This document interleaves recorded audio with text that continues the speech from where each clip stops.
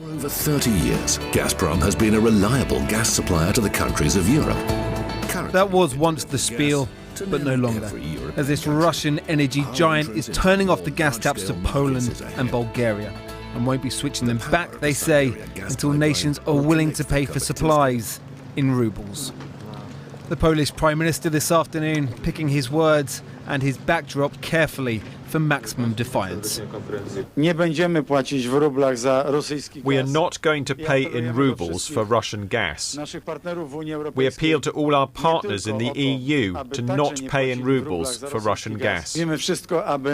We will do everything in order to burden Russia with contractual penalties, because that behaviour is totally beyond the law. Calculated bullishness from a Prime Minister who has long suspected such a move, has been stockpiling at storage facilities so they are 3/4 full, and it's getting warmer. Energy and economics have been a pillar of this war since day one. As bombs started to fall on Ukraine, sanctions were slapped on Russian banks and anyone wishing to deal in rubles. Today, in Bulgaria and Poland, Russia hit back. By taking the measures I just mentioned, we not only softened, but repelled, blocked the very first crushing blow, as they believed in the West, of illegitimate sanctions against our country.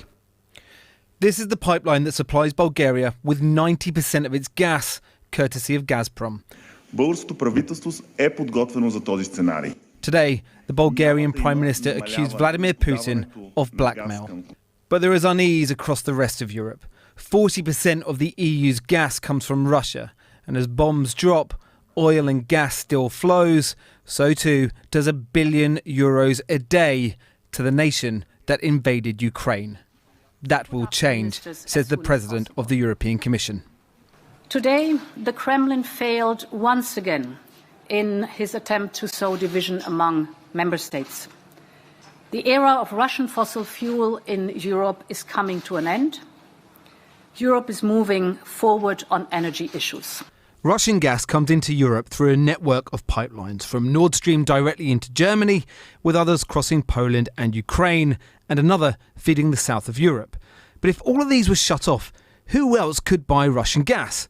Well, there's an existing pipeline to China, the power of Siberia, and plans to build another have been agreed by the two superpowers. But it won't be a quick fix for Russia. The company is cutting off natural gas to Poland and Bulgaria, saying it is suspending pipeline shipments because those two countries are refusing to pay in rubles, something Vladimir Putin has demanded in a move meant to counter economic sanctions targeting Russia's economy. The European Union is framing the gas cut as retaliation for Poland and Bulgaria helping Ukraine. The Polish government is sending tanks to Ukraine. Poland's president says the government will take legal action. The country's energy supplier says it will manage because the country has an 80% reserve.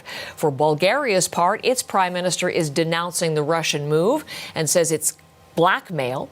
The top Kremlin spokesman denies that. Ukraine's military says Russian forces are gaining ground in the battle for the Donbass.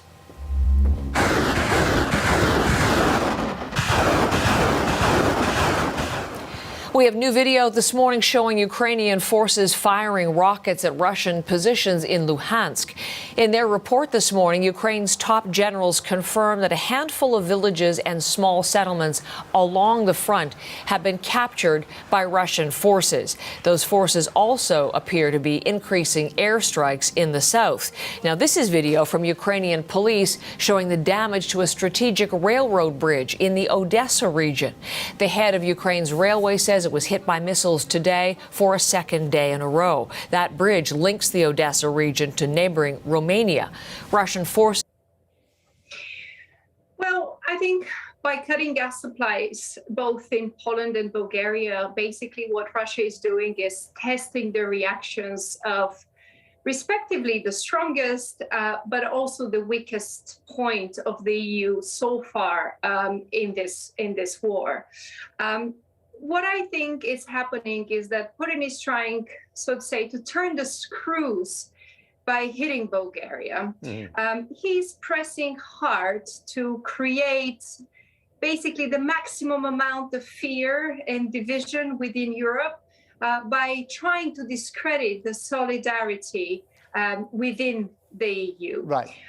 He's probably trying to hint what could happen to other countries who refuse to pay in rubles. There is no economy more reliant on Russian gas than the biggest economy in Europe, and that's the German one. There are reports today, unconfirmed, that Germany might be thinking eventually of paying for its Russian gas in rubles, which would, of course, cause outrage in the European Union. What would your response be to that?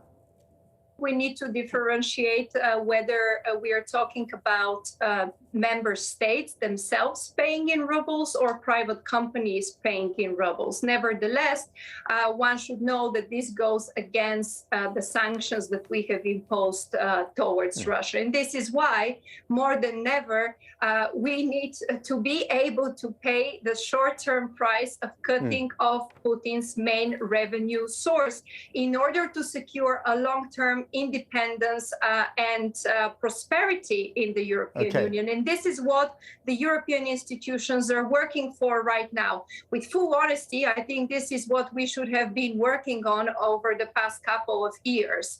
But we find ourselves where we are today.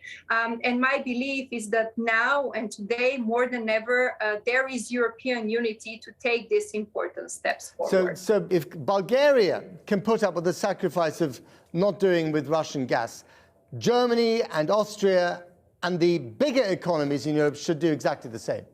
In the current situation that we find ourselves in, I believe this is the solution we should be seeking because, as I said, we already have certain plans in place. And it's about time for the European Union to be able to put these plans into action. We have intensified talks with the US and with many other partners on how to do so.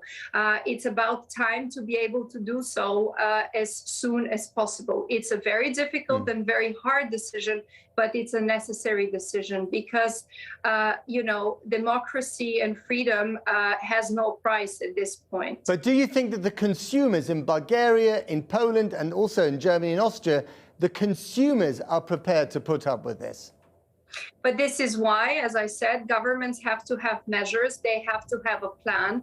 It's not enough to say we're going to fill in our storages with alternative gas coming from one of our neighbors. This is why we need responsible leadership, leadership that can have a concrete action plan, a concrete roadmap.